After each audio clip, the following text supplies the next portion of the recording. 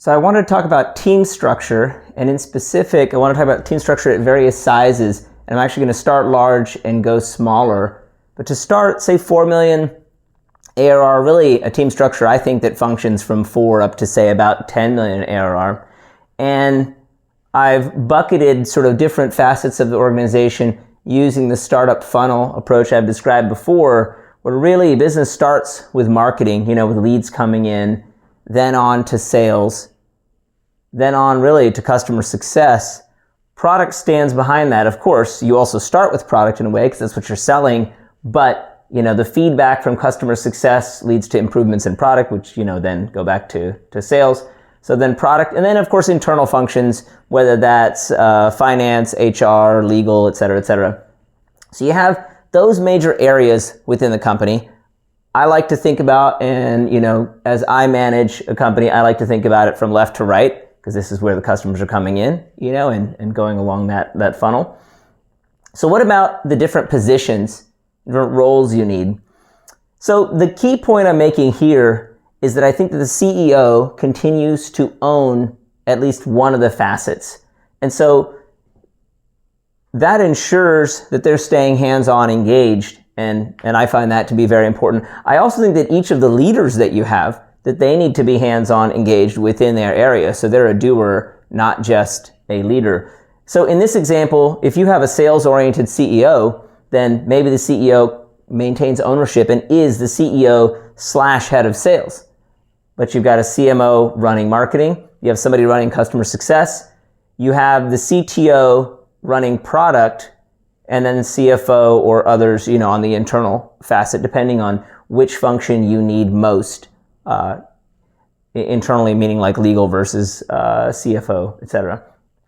On the product side, I merge product and engineering because to me they're one thing. So the worst thing that you can have is a CTO and like a CPO. And then when you have both of them, then they're like just fighting with each other. And so either you've got a head of product, maybe somebody more like a chief product officer, and technology reports to them, or the inverse if you have a product-oriented CTO. I think in the best situation you have a product-oriented CTO, which is why I labeled it that way. But sometimes the inverse is, the strength of your team. In either case, you want one person running that part of the organization, at least, with from a leadership decision-making perspective. Now, let's scramble this up. Let's say that as CEO, you are a product-led person. So then actually, I think that what that looks like is now you've got a CRO or someone like that over here running sales, because it's not the CEO running that.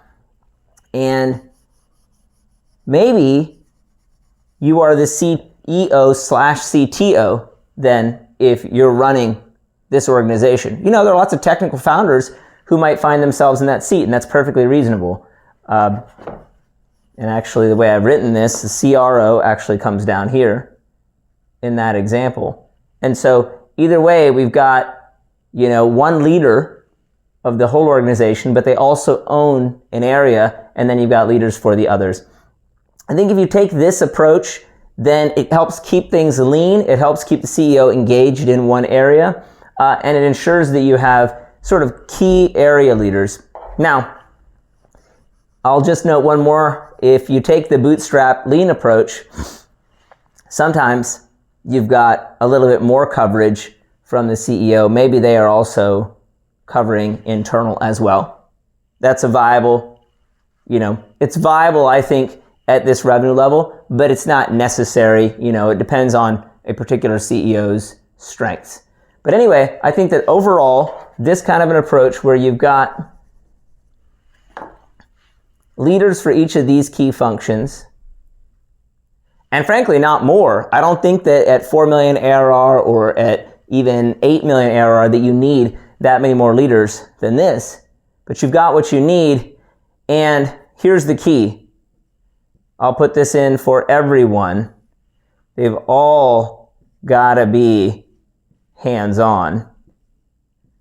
So your leader in each of these phases is also one of your primary contributors.